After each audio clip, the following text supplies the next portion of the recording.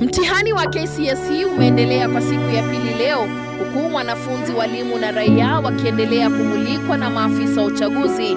Jumla ya watu 36 wakikamatwa kwenye vituo mbalimbali vya mtihani katika kaunti ya Marsabit. Watu 17 wamekamatwa, 9 wakizuiliwa eneo la Saku na 8 Moyale, huku wengine 3 wakizuiliwa eneo la West Pokot na kuhusika na visa vya udanganyifu. Katika shule ya Sesi eneo la Moyale ambako wanafunzi 9 walikamatwa, ilibainika kuwa baadhi ya wanafunzi walikuwa na simu kwenye vyumba vya mtihani. Naibu kamishna wa Marsabit ya Kati David Saruni akisema wanafunzi hao waliruhusiwa kuendelea na mtihani wao wa kemia baada ya simu kuchukuliwa. Hata hivyo, uchunguzi umeanzishwa. Katika kaunti ya Siaya, watu 5 wamekamatwa katika shule ya upili ya Rachar kwa udanganyifu. 5 hao wakijumuisha msimamizi wa mtihani, katibu wa shule na hata